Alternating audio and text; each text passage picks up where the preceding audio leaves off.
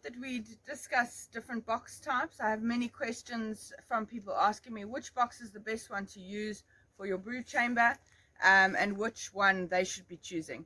I can only tell you my personal experience. When we started out, we had many different styles and types, and over time we've decided which works best for us, and you'll do the same. I'm going to give you a few ideas of what is out on the market, and then you can decide for yourself what's going to work best for the purposes that you need your hives for. So let's start off with just showing a few different styles. We've got this style over here, which has a telescopic lid. The lid goes over the edges, has a little landing strip with two sort of open slits on either side. Great for ventilation. This is made out of pine, which is hot wax dipped. And for us, we live in Hilton where it's very humid, and so these boxes tend to split on the joins. Also the landing boards often fall off, like this one here next to it. You can see this landing board has actually come apart. These boxes are only a year, maybe a year and a half old, so that just shows you for this climate where it's humid and wet a lot of the time of the year, these boxes are not the perfect ones for us. Then you've also got another style, which is here. These ones have got recessed handles. These ones over here have got handles attached on the outside. Similar sort of design, an open slit, and this one has a removable entrance. So you can either make it two open sides, one large one on either side, so you can customize it to a certain degree. It also has a telescopic lid, and these ones have got feeders on the sides of them.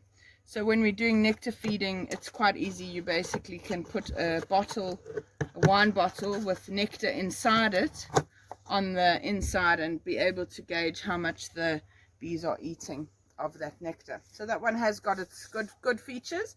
Some of these ones also are provided with little observation windows on either side, which is quite nice. You can see what's happening in there, and then as you can see, there's a clip on the bottoms so that the bases can be removed if you need to remove them. So again, different features for different things that you need to do with them. Why would you remove the bottom?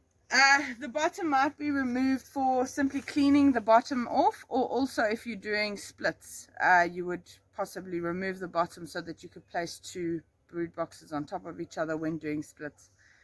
But again, there's different methods of doing splits. So some methods you don't need to be putting brood boxes on top of one another. All right, then the next option that we've got further down, here's one over here. This is actually a Saligna box, which is extremely heavy.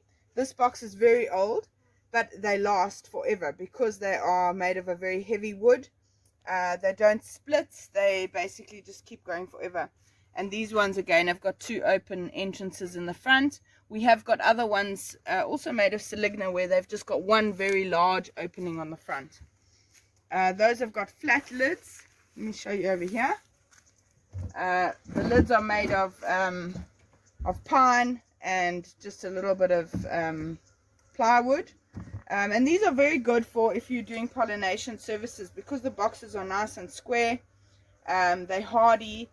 The bees move very easily in them. The only trouble with them is that they are so heavy. So you're dealing with the heavy box as well as all the bees and comb and everything in them. So for moving boxes back and forth, it is quite heavy work. Great for catch boxes, these ones, because they're nice and old. They smell like a beehive, so they work very well for us. Our personal preference at the moment is these boxes over here. They're completely square. The lids are slightly raised, which allows us to do internal feeding if we need to. And we've got round entrances at the front, which is very easy to plug. If you look on this one over here, we've actually just bought commercial plugs that you use in kitchens and things like that. And what we do if we're transporting the hives is we actually drill little holes in them, which allows the hive to breathe whilst we're transporting it, and there's no chance of the bees pushing the sponge out or whatever whilst we're busy transporting them. So these are our top ones. These are made of marine ply. They're also hot wax dipped in Waxall, heated Waxall, and the recesses here are perfect for a good grip. These ones here, the grip is not very good. You often have your hand slipping as you're lifting the hive, whereas these ones, because the grip is slightly recessed upwards, you get a very good grip when you're moving the box.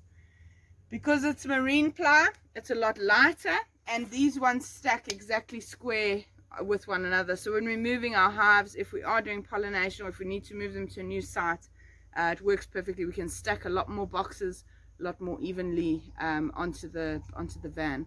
So that's perfect for us. You do also have another version of this one further down over here. This has got a similar build, also recessed, but it's not as nicely recessed. It's very thin recessing, and the entrance here, again, you can remove this plank and move the entrance so that either you can have just one or you can have two entrances. These boxes also come with a removable bottom, so the bottom is not fitted when you first purchase them. And again, it's good for the function if you are wanting to do splits and things like that. Our new method of doing splits, we don't need to have bottoms loose anymore, so that's why we've moved away from these ones. But yeah, every box has its function, and you will see what works best for you and be able to make hopefully an informed decision, seeing what different options there are here now. Obviously there's also different size frames, 6 frame, 5 frame, 7 frame, all making them either wider or shorter.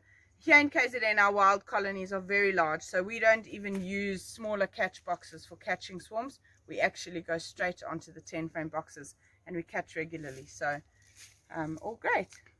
What is the biggest disadvantage, or not disadvantage, the biggest comparison compared to the two different types of lids, so the telescopic and the other one?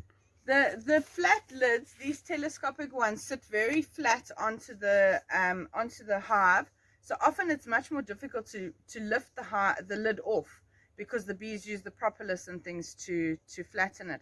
Also, we find a lot of hive beetle and things tend to be in any gaps that are left in the top roof. For us, we are able to, there's more ventilation with the lids that are slightly raised, and when we are in a time where there's very little food available, we can do internal feeding of both pollen patties as well as nectar in the lid that's slightly raised, whereas with the ones that are flat, it's impossible to do that. And that avoids raiding and bees stealing the resources from one another. So this is a much better option for us personally. Do they how do you stop the wind from blowing off these ones as opposed to these ones? Because surely they've got a lip there that stops Okay, yes. So if you look, I'm going to show you on one of these ones here. Let me turn this one around as well. So what we do is we use a little metal tab and we just screw the lid down. This is also very good to stop vandals that are just passing by, opening up the hive and helping themselves to any honey. And when we place supers on top, we use the same thing to secure the super on, so that even if the hive does fall over, it's going to stay intact as it is. So these ones, even sometimes if we have heavy winds, it can still lift these. So often these still have to be secured with a brick or a rock, or even just being tied closed with a strap. When you put these what do you call them, telescopic, huh? Yes. When you put them on, don't they, if there's bees on top here, don't they squash the bees on top? Or... Yes. Look, on some of the designs of the boxes, there is a slight like a 2mm lip between the edge of the box and the frames, so that does avoid some of that, but you do tend to squash a lot of bees on the top of the box when you're placing that on. Whereas with these ones, the only ones sort of that you've got risk of squishing are on the actual edge. So should we see if we can open one of these up? So these boxes are all here to be fixed and serviced because they're not in the best nick inside. Bees have absconded or what have you. Let me see if I can pull one of these down.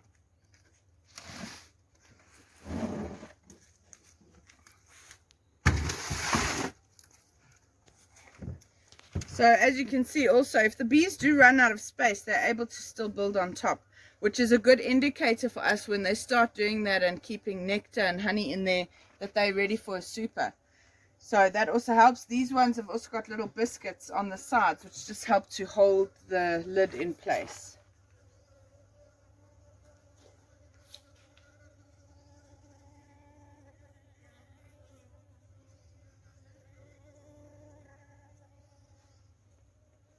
Okay.